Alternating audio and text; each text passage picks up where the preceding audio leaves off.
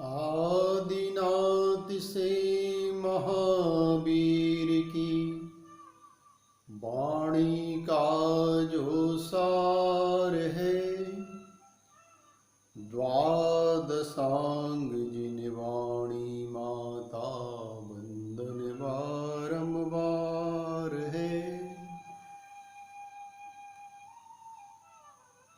जैन दर्शन का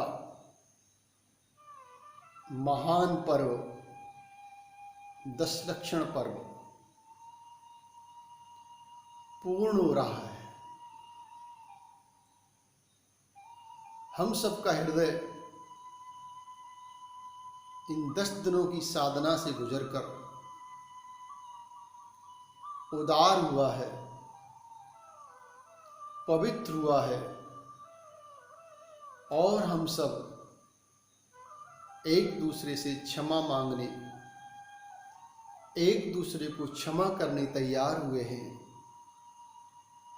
यही इस महान धर्म की विशेषता है। क्षमा वाणी में नहीं, प्राणी में होना चाहिए। सुबह के भटके प्राणी को सांझ तक घर आने का मौका देना चाहिए।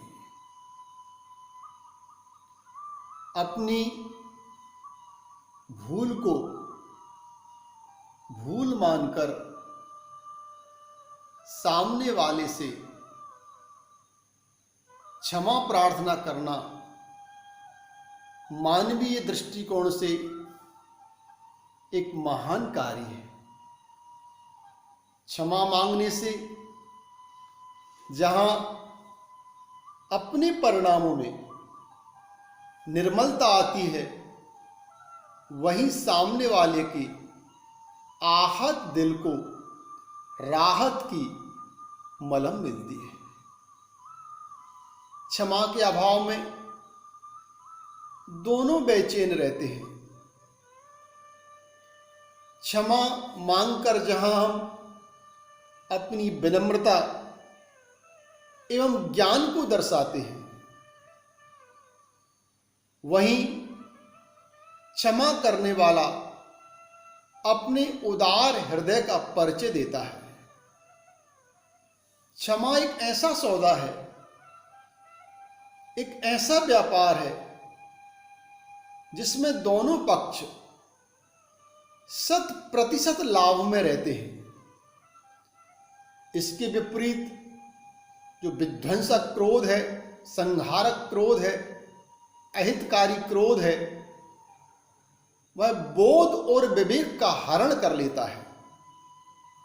कहते हैं कि क्षमा अगले द्वार, क्रोध अगले द्वार से प्रवेश करता है तो विवेक पिछले द्वार से बाहर निकल जाता है और दोनों पक्षों को हानि पहुंचाता है। सबसे बड़ी बात, क्रोध के मूल में अहम रहता है, अहंकार।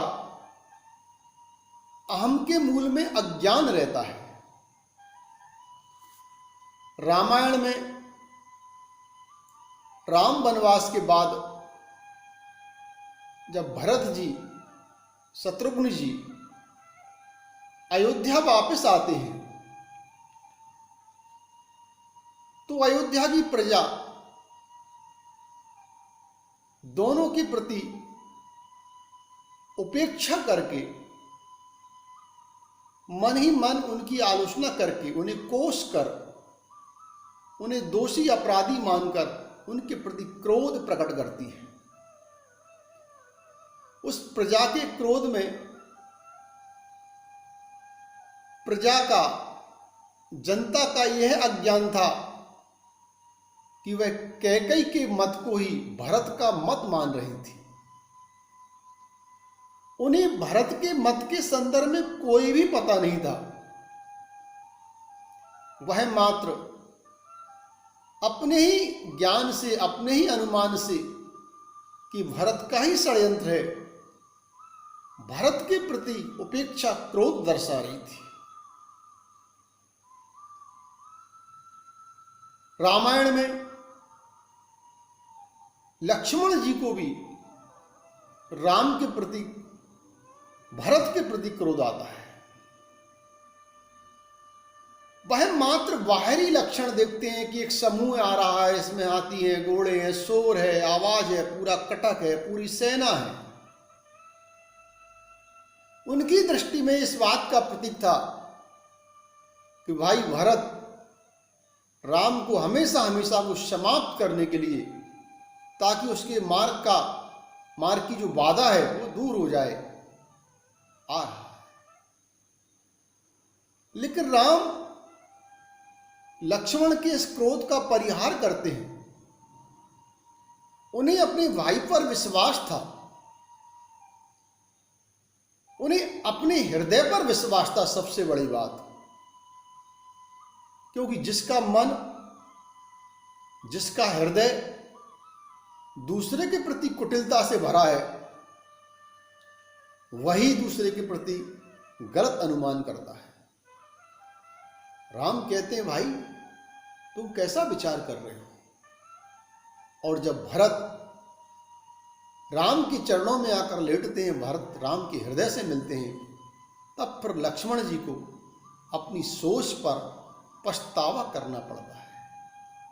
हम सब अपनी सोच के प्रति सावधान रहें, व्यर्थ ही संदेह में पड़कर किसी के बारे में गलत न सोचें, वरना हमें भी एक दिन ऐसे ही पछताना पड़ेगा। हम सब पारिवारिक, सामाजिक जीवन में जब जब क्रोध के शिकार बनेंगे, तब तब क्रोध के मूल में अज्ञान होगा, सही जानकारी का अभाव होगा।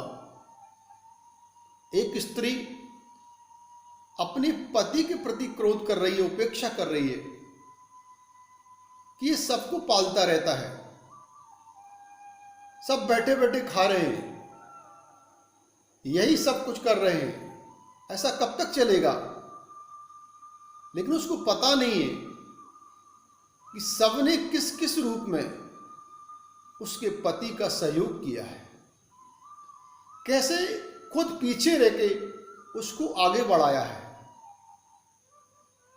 बिना सहयोग सहारे के कोई ऊपर नहीं उठता। इसलिए समय रहते अपने अहम का जो भ्रम है, वहम का जो भ्रम है, उसका निराकरण करना चाहिए। क्योंकि मन में जब तक भ्रम है, तब तक हम क्षमा नहीं कर सकते। रामायण पक पक पर हमें सीख देती है। भरत मिलाप के प्रसंग में ही एक रात्रि मां कैकेयी राम से कह रही है, मैं क्षमा मांगती हूं, तुम क्षमा नहीं करते, दंड भी नहीं देते, मेरा तिरस्कार भी नहीं करते, मेरा अपमान भी नहीं करते। ऐसा कुछ तो कहो, कुछ तो करो कि मेरे घायल हृदय को, मेरे व्यथित मन को शांति मिले। राम कहते हैं, मैं तुम्हें अपराधी ही नहीं मानता। मां कैकेयी कहती, फिर क्या मानते हो? राम पूरे हृदय से, संवेदना से कहते हैं, अपनी मां मानता। व्यवहारिक जीवन में, पारिवारिक जीवन में क्षमा का यह दिव्य रूप एक आदर्श उपस्थित करता है। राम जो एक कह पा रहे हैं, इसके मूल में उनका यह ज्ञान है, उनका एक ज्ञान काम कर रहा है कि मुझे मेरे कर्म के अतिरिक्त कोई दूसरा सुख, दुख, संयोग, वियोग, हर्ष, विषाद दे नहीं सकता। मूल में मेरा अपना कर्म है, निमित्त कोई भी बन सकता है, कैकेयी भी बन सकती है, कोई और बन सकता है। लेकिन जब तक मेरे खुद का कर्म उदय खोटा नहीं है, दुनिया की कोई ताकत मुझे सुख दुख नहीं दे सकती। यह श्रद्धांजन जिनका है वो व्यर्थ की क्रोध से बचेंगे। हम अपने सुख दुख का कर्ता जब दूसरे को मानते हैं तो किसी को मित्र किसी को शत्रु मान राग द्वेष करते हैं। राग द्वेष से कर्मबंध होता है और फिर संसार की यात्रा निरंतर चलती रहती है। उपसर्ग काल में जो भी जीव सिद्ध हुए हैं, उस काल में यदि वह जीव जो उपसर्ग कर रहा है, जो नौकर्म है, जो निमित्त है, उसमें उलझते तो कभी सिद्ध ना हो पाते। उन्होंने उस उपसर्ग के मूल में जो खुद का कर्म है, जो असाता कर्म है, जो वेदनीय कर्म है, जो दुख दे रहा है, उस मूल कर्म को देखा, उस मूल कर्म की आलोचना की कि मैंने ही कोई भूल की थी, उसका ये दुष्परिणाम है। जब मूल कर्म से पर दृष्टि रखी तो मूल शत्रु को हराकर वह कर्म विजेता बने। संसार चक्र को छेद कर सिद्ध चक्र में स्थापित हो गए। ओम नमः सिद्धेभ्या, सिद्ध चक्र करके जिनकी हम आराधना करते हैं। इससे हमें शिक्षा मिलती है कि हम सब भी उदार हृदय से अपने प्रति भूल करने वाले महानुभाव को क्षमा का नीर पिलाएं। क्रोध तो हर कोई कर लेता है, क्षमा का अमृत हर कोई नहीं दे पाता। आचार्य भगवंत कहते हैं कि भूलें सबसे होती हैं, किससे नहीं होती? भूलें सबसे होती हैं, पर हमारा सिद्धांत रहता है कि अपनी भूल है राई सी, औरों की दिखे पहाड़। अपनी कमी हमें छोटी लगती है, दूसरे की कमजोरी बड़ी लगती है। भूलें सबसे होती हैं, पर क्षमा करने की उदारता सब में नहीं होती। यह जिनमें होती है त्रिलोकी, वही महान होते हैं। उन्हीं के जयगान होते हैं, उन्हीं के यशगान होते हैं। आज कमट की जय कोई नहीं बोलता, सब पारसनाथ की जय बोलते हैं। आज कमट की पूजा कोई नहीं करता, सब पारसनाथ की पूजा करते हैं।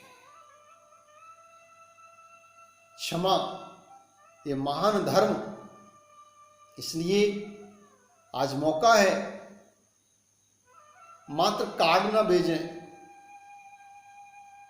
क्षमा उनसे ना मांगे जिनसे हमारी कोई शत्रुता ही नहीं है।